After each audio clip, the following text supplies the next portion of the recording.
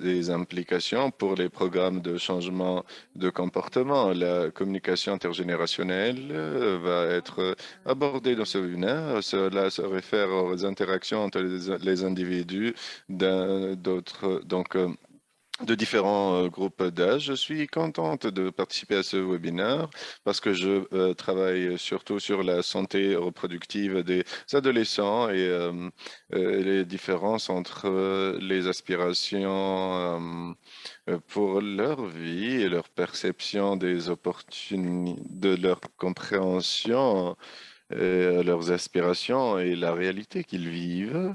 Et cela nous a beaucoup aidé à faire des programmes qui donc répondent à ces aspirations. Aujourd'hui, nous espérons d'avoir une compréhension commune sur la communication intergénérationnelle sur ces sujets-là et les moyens avec lesquels on peut aider les pays d'Afrique de l'Ouest pour avoir un style de vie un bon style de vie. Donc, on va parler aussi des projets de changement de comportement social. On va avoir des discussions et des questions. Premièrement, on va donc écouter Dr Martha Silva, c'est une professeure assistante à Tulane, à l'université de Tulane, et elle est euh, chef d'équipe et de recherche. Sa présentation s'appelle la communication intergénérationnelle au Niger, et on va donc parler des normes sociales qui sont reliées au programme SPC. Slide suivant, on va donc écouter Monsieur Dr Norman. C'est un conseiller senior technique et travaille beaucoup sur ces sujets-là. Monsieur Nyan Saba, il a un master en santé publique. Il a donc plus de 20 ans d'expérience d'implémentation des projets avec différents partenaires internationaux comme le FHI 360, etc. Donc après, on va avoir une conversation. Après, on va donc avoir une vidéo d'une présentation qui parle de la communication entre les générations au Burundi, et des projets et des études qui ont été faites sur ce sujet et toutes les conclusions qu'on a tirées de ces sujets. Et on a donc on va donc aborder comment cette communication intergénérationnelle sur ces sujets-là est importante. Et après, on va avoir une vidéo de Monsieur Cyprien qui travaille à MS au Bénin. Il a une expérience dans les recherches qualitatives et quantitatives dans beaucoup de sujets. Il a donc beaucoup de travaux sur sur la malaria et d'autres problèmes locaux. On va aussi partager des conclusions d'une étude qualitative qu'on a eue après l'inclusion des de l'Académie artisanale du Bénin et leurs conclusions et leurs perceptions.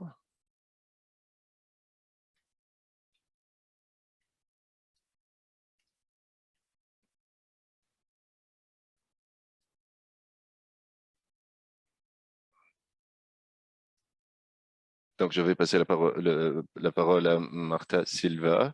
Merci. Je voulais voir si vous pouvez m'entendre sur mon nouveau casque. Donc, avant de continuer, oui, nous pouvons vous entendre. Merci beaucoup. Donc, merci beaucoup. Bonjour, bonsoir à tous. Je suis Dr Martha Silva. Hum, je présente et je représente un groupe de collègues du conseil du Population Council et du groupe de recherche avec lequel je travaille au Niger, Togo et Côte d'Ivoire. Et c'est un large groupe de recherche. Donc, slide suivant, s'il vous plaît.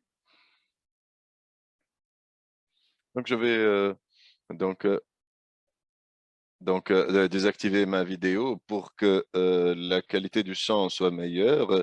Merci beaucoup. Donc, euh, il y a un peu de recherche, très peu de recherches en Afrique de l'Ouest francophone sur ce sujet, mais d'autres recherches, euh, donc sur ces sujets. Donc, elle parle trop vite. Je vais lui demander de parler doucement. On a aussi et cela. Donc, on a besoin de savoir, de skills, mais aussi on comprend que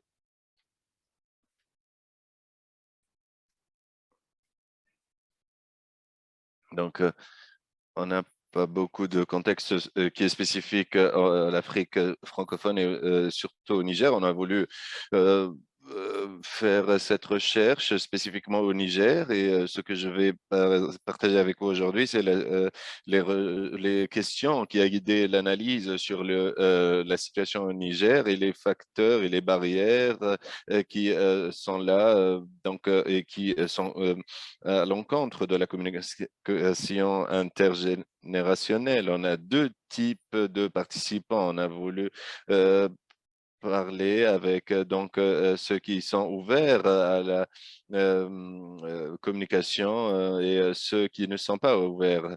Donc, il y a une approche à deux étapes. La première étape, c'est c'est le développement de pratiques qui peuvent ouvrir à ces communications. Et la deuxième étape de la recherche a consisté.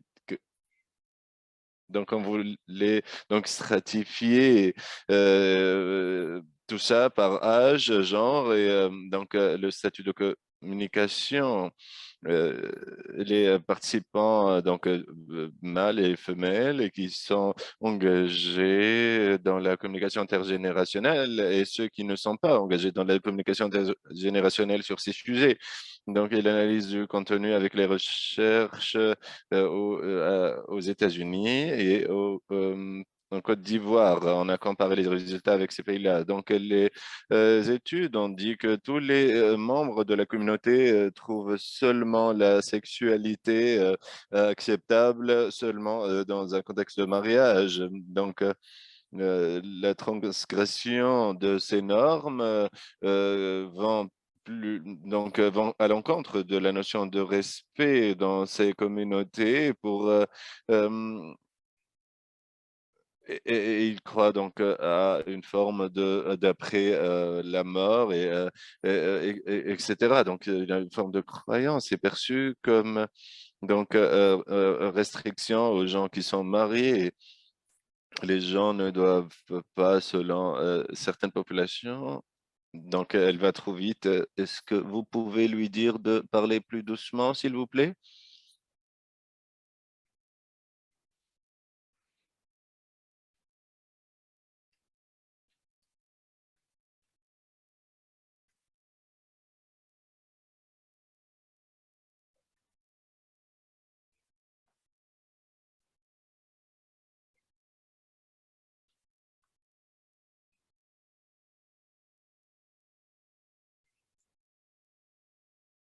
Donc, d'après ces participants, les parents sont d'accord. Donc, slide suivant. Elle parle trop vite.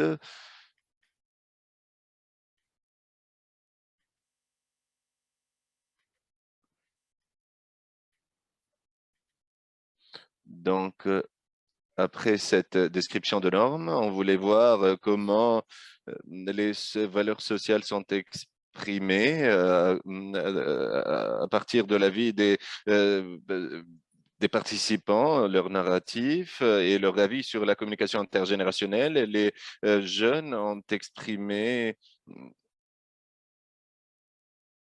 donc la protection des enfants, c'est la raison principale que tous ont mentionné. Et ils disent que cela est motivé par la valeur de protéger les jeunes sur ceux qui sont donc communiquent ouvertement avec les jeunes en termes de communication intergénérationnelle. Cette communication veut faire en sorte que les jeunes doivent être conscients des dangers de l'activité sexuelle à un jeune âge. Et les valeurs sociales, les traditions sociales aussi, est revenu très souvent avec ces participants. Les participants sont ouverts à communiquer.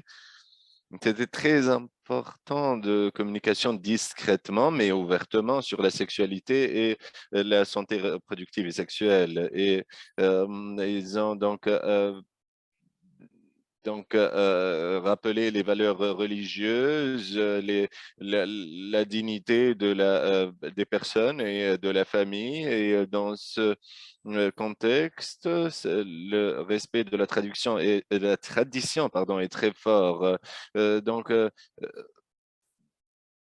Donc, la promotion du bien-être aussi, les participants qui ont été engagés dans la communication intergénérationnelle sur les sujets de sexualité, de santé reproductive, cela a contribué, ils disent que cela contribue au bien des jeunes et de la société en général. Le slide suivant. Donc, pour passer à la discussion, pour faire en sorte que tout cela euh, colle avec l'étude, l'environnement n'est pas favorable à la communication intergénérationnelle et ceux qui ne sont pas là, qui, ne- qui reconnaissent la communication comme étant importante, même avec les jeunes qui ne sont pas mariés, les jeunes, euh, donc, même si donc les participants adultes dans cette étude disent que c'est qu'ils adoptent implicitement cet engagement dans cette forme de communication. Les participants qui ne sont pas ouverts à la communication, ne s'engagent pas à la communication intergénérationnelle sur ces sujets, on a trouvé qu'ils ont les mêmes valeurs, mais ils ne voient pas le lien entre ces valeurs et la communication avec les jeunes pour réduire entre les jeunes et les adultes sur les sujets de reproduction, de santé reproductive, pardon. Merci Martha. Et on va donc passer à deux vidéos faites par nos collègues. On va cliquer sur l'interprétation pour ceux qui parlent anglais. Donc, si vous voulez, si vous avez des questions pour le présentateur, mettez-les dans le chat ou dans la foire aux questions en bas à côté du chat. C'est un plaisir pour moi d'être avec vous et d'avoir une opportunité de présenter les résultats d'une étude menée ici au Burundi dans le cadre d'un projet Passage. Le projet Passage est un accord de coopération de 7 ans financé par l'USAID et qui a été exécuté par l'Institut pour la santé reproductive de l'Université Georgetown.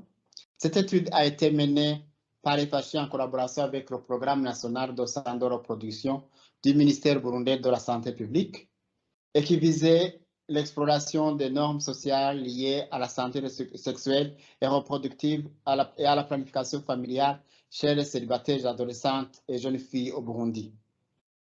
L'étude Passage au Burundi était une étude descriptive exploratoire avec deux objectifs principaux, à savoir explorer les normes sociales liées aux connaissances et comportements en matière de SSR et des adolescents et jeunes filles célibataires au Burundi, identifier les individus et les groupes pertinents qui influencent et appliquent les normes sociales.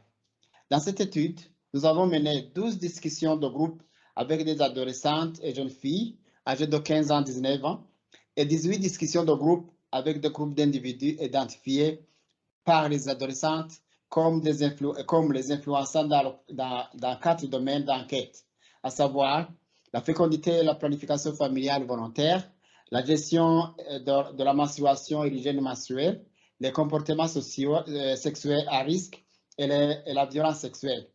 Pour obtenir une diversité géographique et urbaine, l'étude a été menée dans 4 provinces, à savoir Bujumbura-Mairie, Gitega, Bururi et Muyinga, comme c'est présenté sur l'orographique.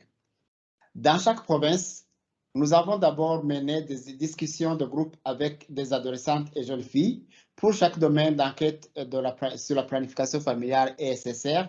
Nous avons demandé aussi quels comportements sont typiques chez les adolescents, jeunes filles, dans leur communauté, lesquels de ces comportements sont socialement approuvés et désapprouvés, et quel type de personnes, de groupes influencent le plus ces comportements.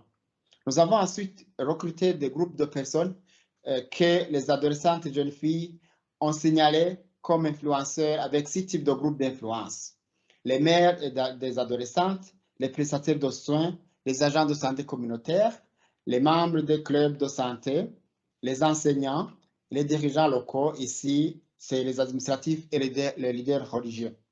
En utilisant nos critères analytiques, 8 normes sociales ont émergé comme ayant la plus grande influence sur le comportement, et les 4 domaines d'enquête étaient transversales autour d'une norme de communication sur la PF-SSR. La norme de communication sur la PF-SSR que nous avons identifiée avait à la fois une composante descriptive et une composante injonctive. La norme injonctive, c'est ce que les participants percevaient que les autres faisaient n'était pas de discuter ouvertement des problèmes sur la PF-SSR. La norme injonctive, c'est ce que les participants percevaient comme un comportement approuvé pour adolescentes et jeunes filles, était qui n'est pas considéré comme socialement acceptable et discuter ouvertement des questions de sexualité et de santé reproductive.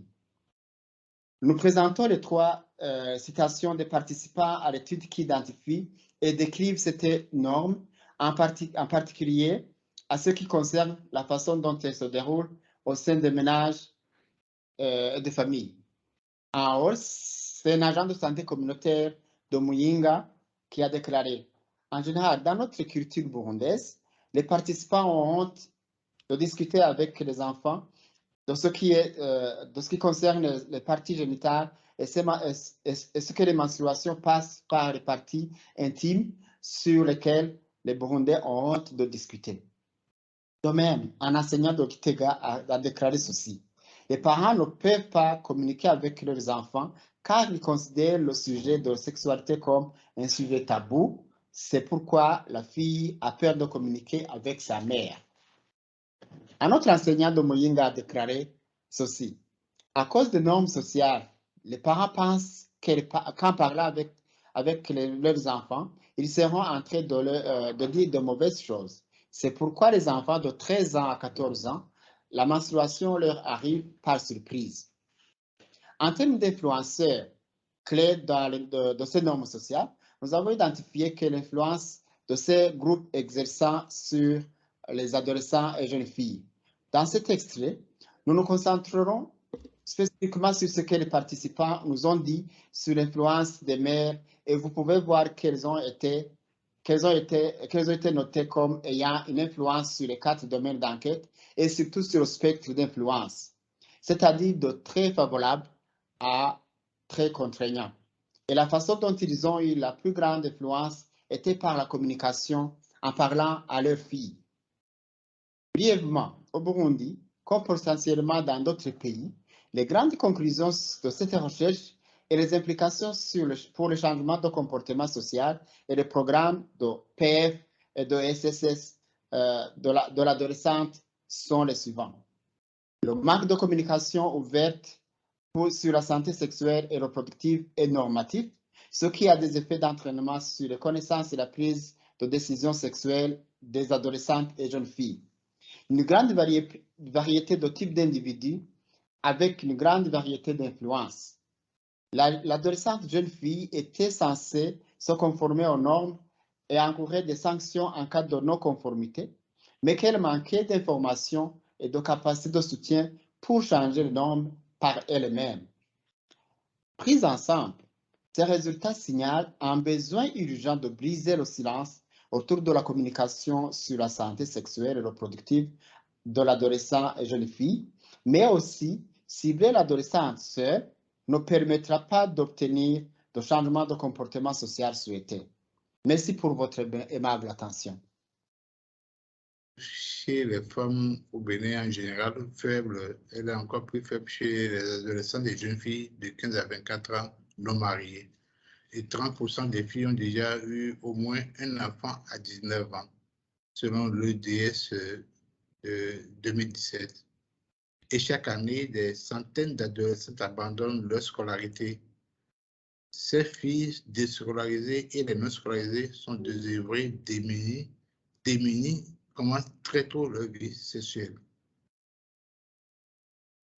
Dans ce contexte, en 2017, l'ABMS, avec l'appui institutionnel de PSI et l'appui technique de LDO sur financement de l'USAID, a identifié puis testé l'Académie de l'artisanat comme projet pertinent à l'issue d'une étude de Human Centered Design. L'Académie de l'artisanat cible les adolescents et jeunes filles non scolarisées ou déscolarisées et non mariées âgées de 15 à 24 ans. 2 personnes essentiellement l'animent.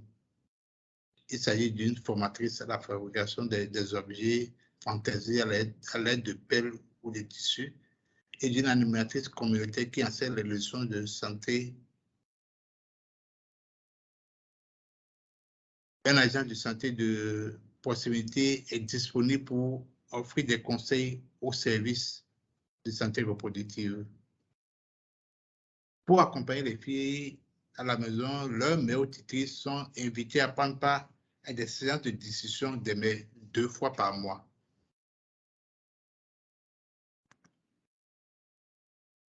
Une étude a été réalisée à la fin du projet en octobre 2019. Les activités ayant été menées entre avril et septembre 2019. Donc, un mois plus tard, une étude a été réalisée pour voir les perceptions des activités de l'Académie de l'artisanat par les personnes impliquées dans les communes d'intervention.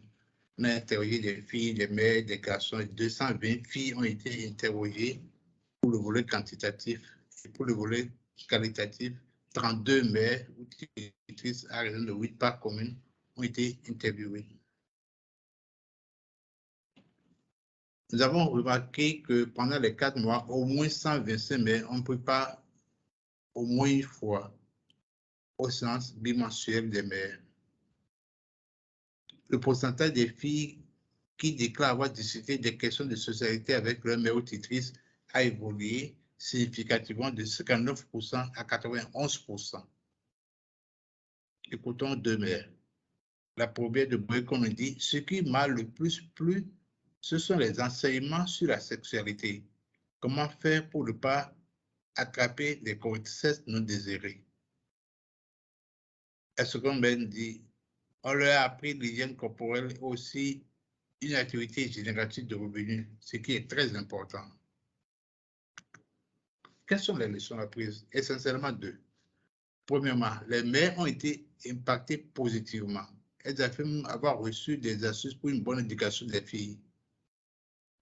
Les enseignements que j'ai reçus à la séance des mères étaient très bien. J'ai appris comment bien éduquer et m'entendre avec elles. Mère de 39 ans de Boycon. La seconde nous dit, ces discussions m'ont permis de savoir attirer ma fille, savoir discuter avec ma fille. On se comprend mieux aujourd'hui dans le ménage. Je lui donne des conseils pour mieux vivre sa sexualité. La seconde leçon, après, c'est la motivation des mères. Elles étaient très motivées et en majorité, elles donnaient de l'argent aux filles pour fréquenter non seulement l'activité, mais aller dans les formations sanitaires pour aller recevoir des conseils de l'agent de santé ou aux besoins des services. Bien entendu, certaines étaient catégoriques pour ne pas laisser leurs filles recevoir des méthodes pour elles la PF a des inconvénients et est destinée non pas pour les jeunes, mais pour celles qui ont déjà fait l'expérience de la maternité. Voilà globalement l'expérience que je voulais vous partager avec l'implication des mères dans l'Académie de l'artisanat. Merci pour votre attention. Parfait, merci beaucoup. Merci pour avoir attendu avec nous. Je pense que c'est difficile de faire de la traduction simultanée sur des vidéos. On remercie notre traducteur qui essaye de aller aussi vite qu'il peut. Chéri a partagé les slides et les vidéos qui vont être partagées après. On va nous encourager à poster vos questions sur le Q&A. Donc, on va utiliser le temps qui nous reste ensemble sur une discussion de panel et on va donc ouvrir la discussion aux questions de tous les participants. Et aussi, je voudrais inviter Dr. Elisabeth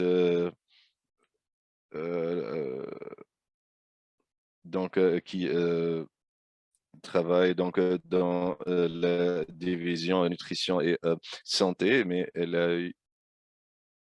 a eu donc beaucoup de coopération avec nous sur ces sujets de la reproduction, de la santé reproductive depuis beaucoup d'années. Elle se concentre surtout sur le contexte social et culturel et les risques. Donc, bienvenue si nos panélistes qui donc veulent bien ouvrir leur caméra. Les participants veulent vous voir. Si vous voulez donc avoir cette discussion, on va commencer avec une première question qui est revenue. Je pense que je vais donc mettre pour cette question pour tous les présentateurs. Donc, on a parlé des parents et les adultes. Si vous pouvez parler un peu plus sur comment les autres adultes, les autres, pas les parents, leur avis sur la communication intergénérationnelle. Donc, comment aller au-delà des figures parentales? Je vais donc donner le micro à ma collègue pour écouter M. Cyprien aussi et les autres participants. Merci. Donc, dans notre étude, les adultes, les participants adultes, donc, s'ils sont catégorisés comme communicateurs ou pas, il y a une croyance généralisée sur les hommes religieux qui croient donc durement aux principes religieux. Donc, ça, c'était la première chose, la réponse qu'on a eue, qui est généralisée. On a aussi eu des gens qui ont exprimé donc les cérémonies religieuses, etc. Et après cela, les professeurs, les membres de famille se sont aussi exprimés sur ce sujet, mais il y a une division claire entre les gens qui pratiquent la communication et les autres. Et ils disent qu'ils ne sont pas la bonne personne pour faire cette communication. Ça, c'est très intéressant. Merci beaucoup. Donc, Monsieur Cyprien, est-ce que vous voulez donc répondre à cette question sur les autres adultes et comment ils jouent un rôle sur la communication intergénérationnelle et sur le sujet de la santé reproductive? Oui, merci. Au Bénin, quand nous menions l'Académie de l'artisanat, certes, les mères venaient d'édition des mères, mais il y a également d'autres personnes de la localité, disons, des chefs d'arrondissement, chefs de village, certaines autorités qui montraient leur ouverture aux filles en venant juste rendre visite, les encourager à participer. Je prends l'exemple d'un chef d'arrondissement qui est venu à une fête de la jeunesse de l'Académie de l'artisanat, passer quelques minutes avec les filles et leur dit à la fin, écoutez, moi, je vous donne l'opportunité de venir vous réunir tous les mercredis, échanger entre vous, apprendre à fabriquer ce que vous voulez fabriquer, échanger entre vous et je vous offre une salle, vous pouvez rester tous les mercredis si vous voulez. Ça, c'est très important. Je regarde aussi l'exemple d'un chef de village qui amenait chaque semaine à moto une fille dont le village était éloigné de loin du regroupement des filles. Il prenait sa moto, il amenait la fille gratuitement parce que la fille est de parents pauvres qui n'avaient pas les moyens de lui donner les frais de transport. Donc ça, ce sont des efforts que certains leaders font pour encourager les filles à améliorer leur perception, améliorer leur santé reproductive. Voilà quelques des exemples que je peux donner, motiver les filles par de petites initiatives. Merci.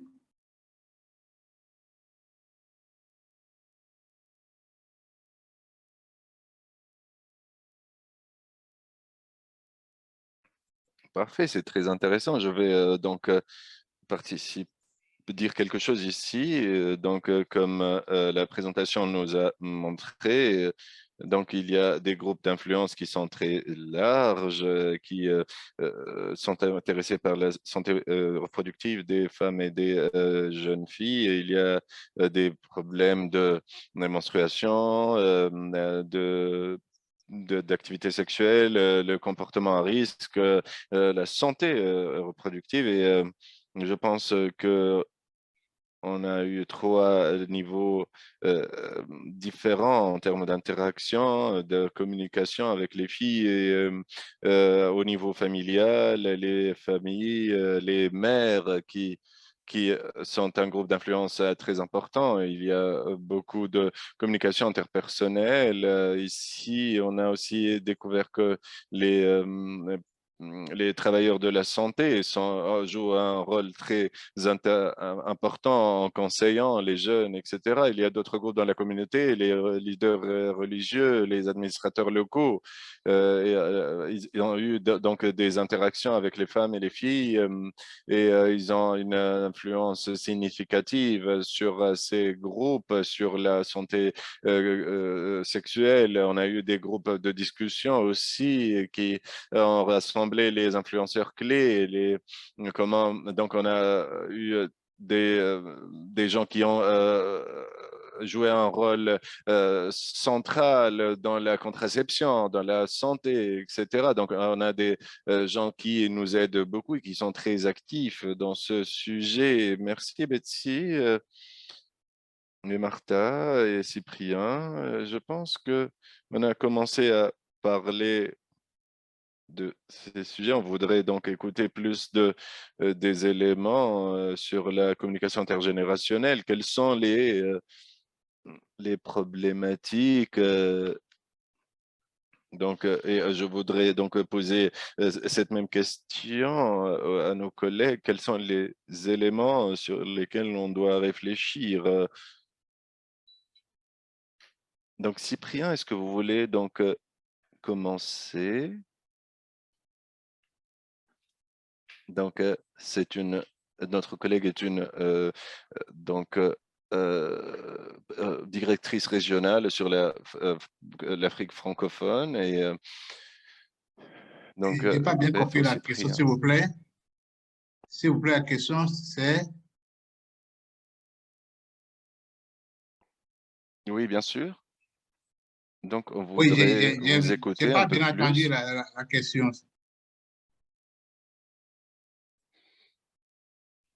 Donc, la question, c'est quels sont les éléments clés qui facilitent la communication intergénérationnelle dans votre programme entre les femmes et les filles? Et OK, je pose la question à vous et à votre collègue. Merci. Vous pouvez y aller. d'accord. Merci. Nous, dans notre programme, euh, on a eu à rassembler les maires à part des séances avec les maires où on a discuté avec les maires. On a discuté avec eux d'un certain nombre de thèmes, la contraception, les rumeurs, certain nombre de thèmes pour d'abord améliorer leur connaissance pour qu'elles aient la possibilité d'en discuter avec les filles à la maison. Et je vous assure, c'est des occasions qui ont permis à ces femmes-là d'évoquer les rumeurs qu'elles entendent, leur peur. Et ça a été l'occasion pour nos animatrices sur le terrain de corriger ces thèses, de donner les bonnes informations.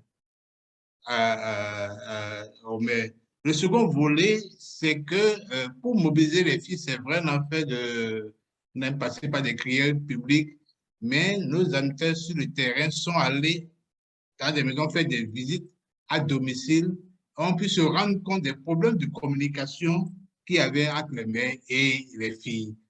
Et ça, ce n'était pas prévu au départ.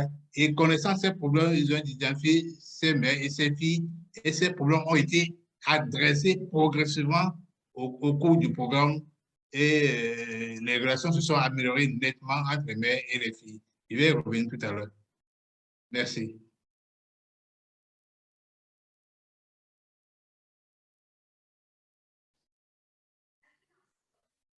Je peux aussi parler un peu plus sur la question. Certainement, avec cette étude,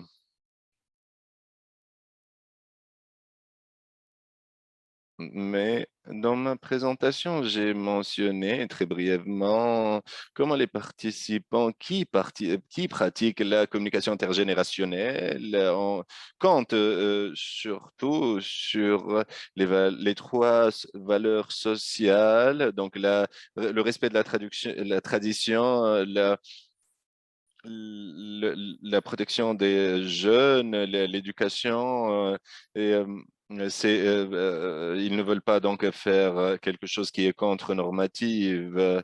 Donc, c'est le consensus social. Ils ne veulent pas aller à l'encontre de cela. Les gens ne communiquent pas avec les jeunes et ne communiquent pas avec les jeunes et expriment des valeurs similaires. Mais le problème, c'est le cadre. Le cadre qui dit qu'on ne doit pas parler avec les jeunes, c'est une manière de les protéger. Je pense que ce qui est intéressant ici, dans ce cas, c'est de regarder comment les adultes qui communiquent avec les jeunes utilisent un différent cadre, mais se basant sur les mêmes valeurs sociales. Ça, c'est très intéressant de le mentionner. Donc, ils utilisent ils comptent sur les mêmes normes, mais pour donc avoir un comportement différent.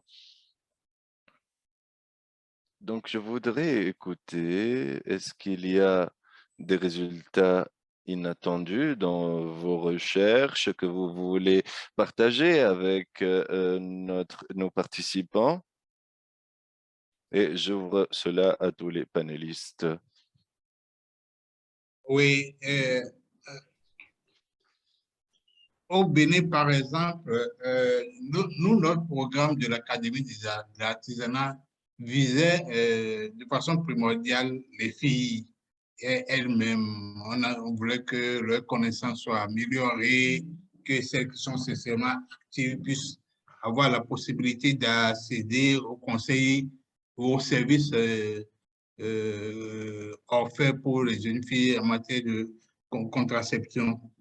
Alors, moi, j'ai été très agréablement surpris parce que non seulement certaines filles ont pu avoir ces méthodes-là, mais les mères qui étaient réticentes, qui avaient des rumeurs, qui avaient peur, les séances des mères ont fait qu'elles-mêmes ont mieux compris ce qu'on disait par rapport aux contraceptifs. Certaines mères ont adopté les contraceptifs.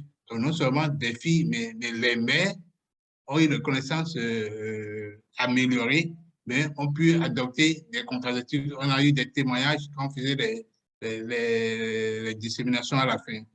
L'autre résultat, l'autre surprise qui n'était pas du tout envisagée au départ, qu'on ne poursuivait pas, c'est les pères de famille qui, presque dans tous les ménages, les papas étaient réticents que leurs filles participent à des séances où on parle de contraception. Donc, ils étaient très, très, très réticents. Mais lors du déroulement vers la fin, on a senti une amélioration parce que la fille participait, les mères participaient aux discussions. Donc, il y a une amélioration de l'ambiance générale à la maison. Les filles ont eu leur comportement changé, elles sont devenues plus respectueuses et du coup, l'ambiance générale de la maison s'est améliorée et les pères qui étaient très réticents au départ ont eu des comportements plus favorables vers la fin. Ce sont deux grands résultats que nous avons obtenus à l'issue de l'expérience de l'Académie de l'artisanat. Merci. Je pourrais ajouter avec l'étude que nous avons menée au Burundi, on a observé qu'il ne suffit pas seulement de cibler les jeunes filles, les adolescents, un programme des adolescents, mais on a constaté que pour avoir un impact positif sur la santé de la reproduction et la planification familiale, c'est beaucoup plus aussi ciblé ou adresser les questions qui sont liées surtout aux influenceurs clés, tels qu'on les a cités dans notre étude, parce que le changement de comportement ne peut pas seulement, ne peut pas être obtenu en ciblant les jeunes filles, mais beaucoup plus aussi en élaborant des programmes qui permettent déjà de favoriser la communication entre les influenceurs clés et les jeunes adolescentes pour avoir la même compréhension ou les mêmes effets escomptés sur si on veut développer un programme de planification familiale de santé de la reproduction. Donc, un programme clé devrait tenir compte des influenceurs clés, mais aussi, évidemment, en ciblant aussi la jeune fille pour lui renforcer sur les informations clés liées à la santé de la reproduction. Merci.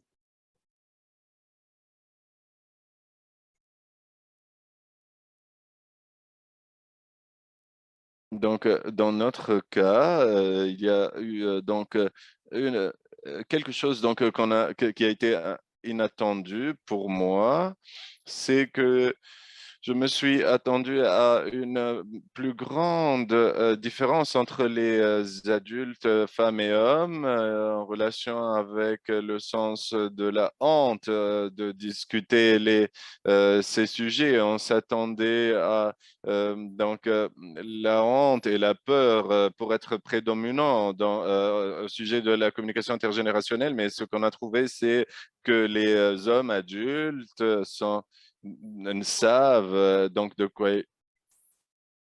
Donc,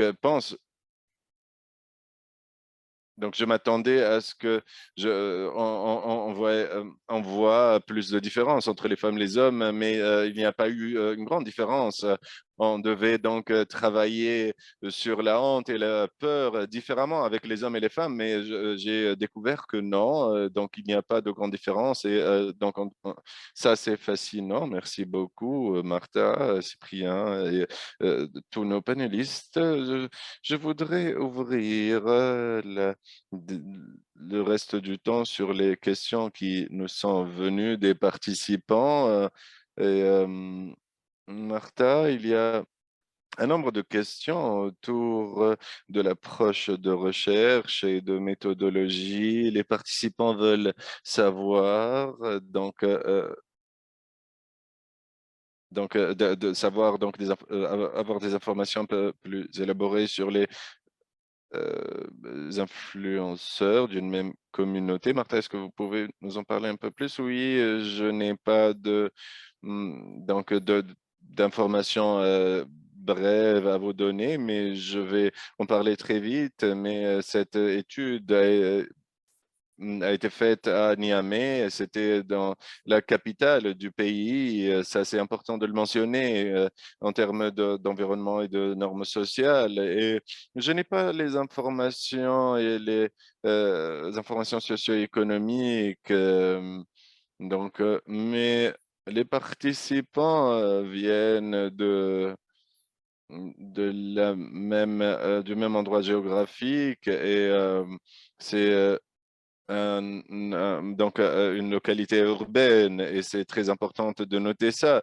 Et en termes de méthodologie, il y a quelque chose de particulier qui est revenu en termes d'approche qualitative, mais on voulait être sûr d'avoir les réponses variées pour avoir une approche plus segmentée pour les adultes et les jeunes, les hommes et les femmes qui travaillent sur le sujet de la communication intergénérationnelle. Donc, la stratégie de segmentation a été très bénéfique. Merci, Martha. La question suivante, je pense que j'ai posé cette question à l'équipe PSI sur les mécanismes de continuité, quels sont les mécanismes de continuité pour être sûr que la communication intergénérationnelle va rester dans le temps sur la période de l'implémentation. Je pense que c'est un challenge qui concerne tous les projets. Oui, c'est vraiment un challenge. C'est vrai, nous sommes intervenus dans cette communauté durant Donc, 4 mois. On a réussi disons, à remettre en collaboration les mères et les filles. Ça, c'est très important. Euh, Est-ce que ça va perdurer dans le temps? Malheureusement, euh, on n'a pas les moyens de le savoir. On a juste essayé de renouer, de relancer la collaboration entre mères et filles et ça a bien démarré. Euh, pour la suite, on espère que ça va continuer. Malheureusement, on n'a pas les moyens de suivre dans le temps.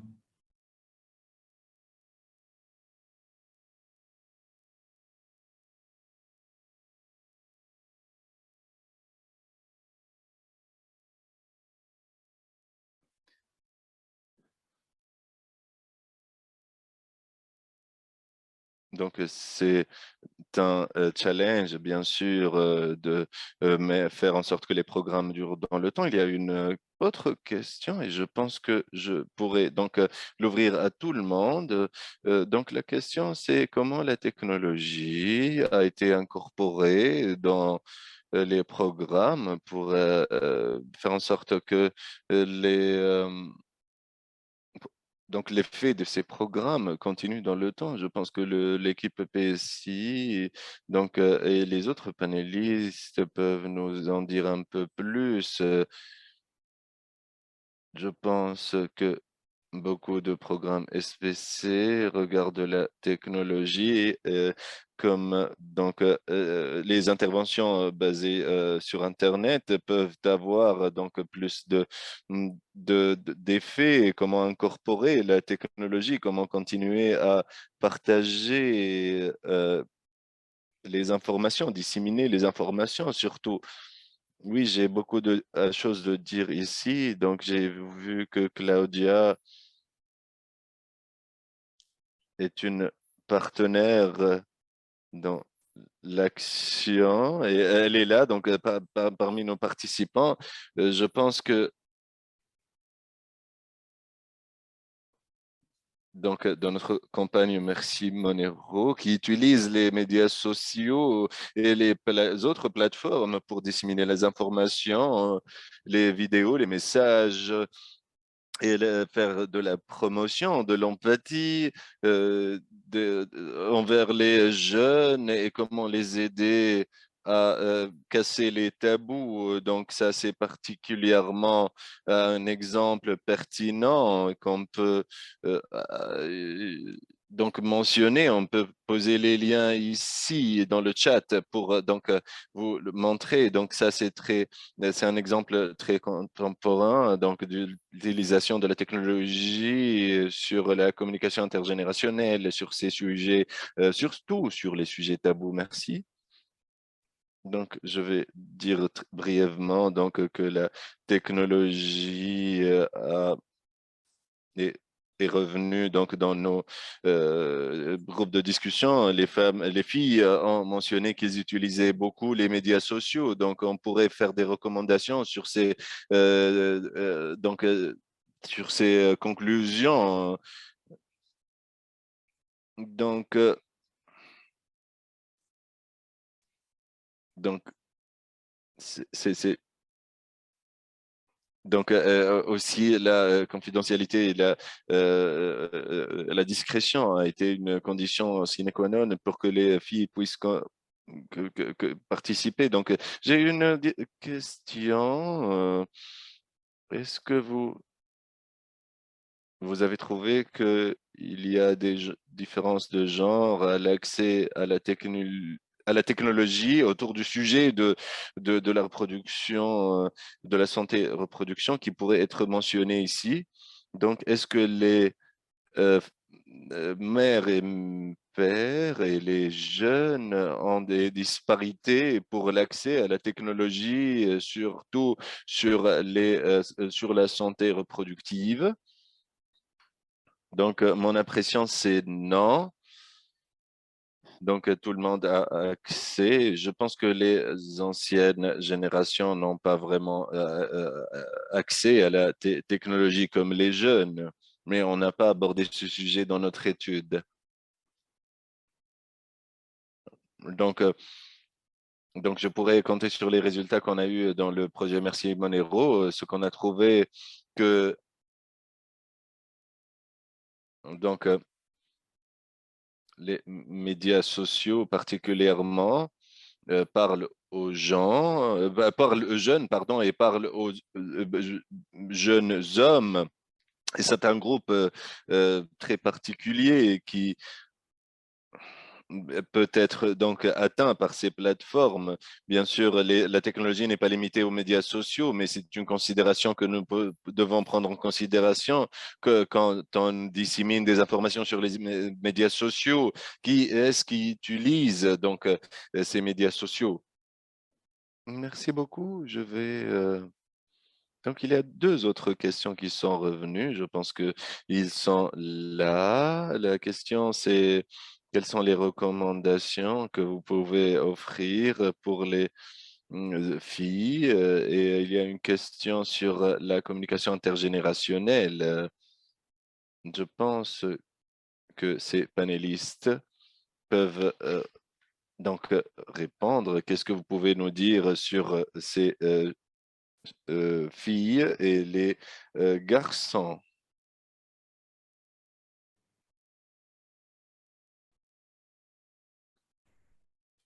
Non, moi, pour le Bénin, je pense qu'il faut être vraiment à l'écoute de la cible. Quand nous voulions démarrer par, nous étions en train de faire notre étude Human Centered Design au départ, on demandait aux filles, aimeriez-vous que vos mères vous parlent des questions sexuelles, de la santé reproductive avec vous? Elles étaient fermées. Non, je ne veux pas que ce soit maman. Alors, donc, la solution qu'on a trouvée par la suite, c'est de trouver une tierce personne qui n'est pas de la maison, qui n'est pas la mère, la tante ou une tierce personne dans des animatrices communautaires qui aborde le sujet avec elle et parle aussi aux mamans. Comme ça balise le terrain pour la maman qui peut bâtir par la suite sur ce terrain-là. Donc, le terrain étant balisé, la maman peut par la suite parler plus facilement à la fille. Et je pense que ça a été très constructif, ça a été très positif. Donc, si on n'avait pas écouté les filles au départ, on aurait forcé, en forçant le moment, de pas la ta fille, pas la ta fille. Je pense que ça aurait échoué. Donc, écouter, voir comment on peut partir des aspirations de nos cibles pour travailler. Merci.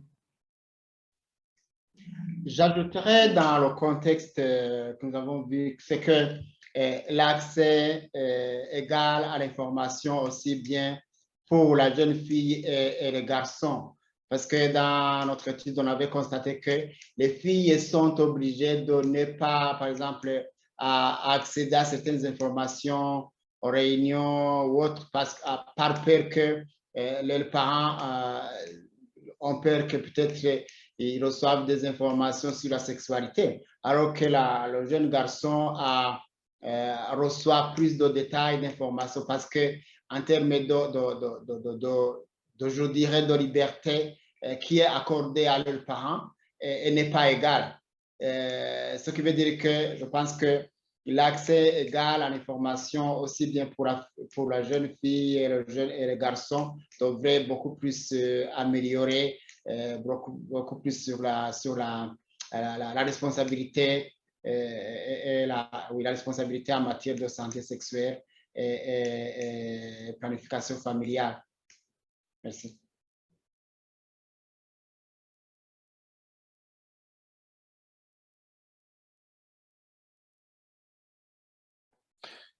Je pense que je vais ajouter sur ce que mon collègue Clément a dit. Donc, on a trouvé sur cette discussion, donc le focus était plus sur les filles, mais il y a des discussions qui ont mentionné les problèmes. Donc, le problème, c'est les normes de silence, le manque de communication sur ces sujets-là.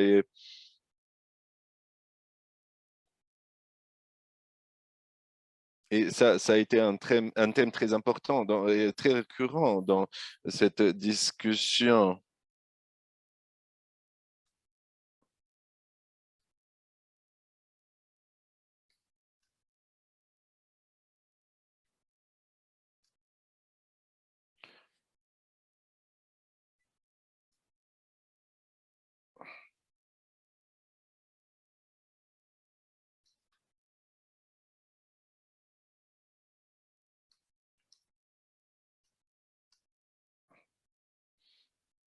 Donc, moi-même comme parent, on navigue donc sur ce terrain ensemble. Une des choses qu'on peut faire, c'est créer une communauté autour de ces sujets. C'est quelque chose de béné. Donc, c'est quelque chose qu'on peut faire ensemble. Je pense que c'est quelque chose, un effort à faire. Merci, Martha. Et donc, je suis aussi une mère, je partage aussi ce sentiment avec vous. Je pense que ce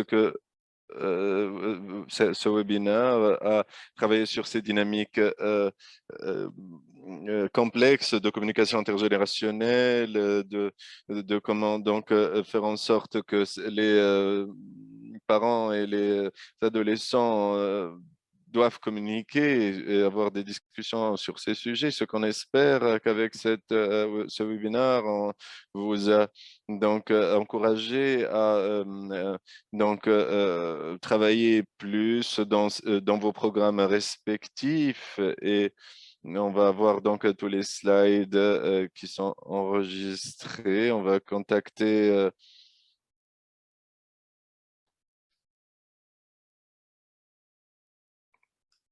donc, merci beaucoup à tout le monde d'être ici aujourd'hui, de nous avoir donné votre temps et je vais donc terminer ce webinaire avec vous maintenant. Merci beaucoup.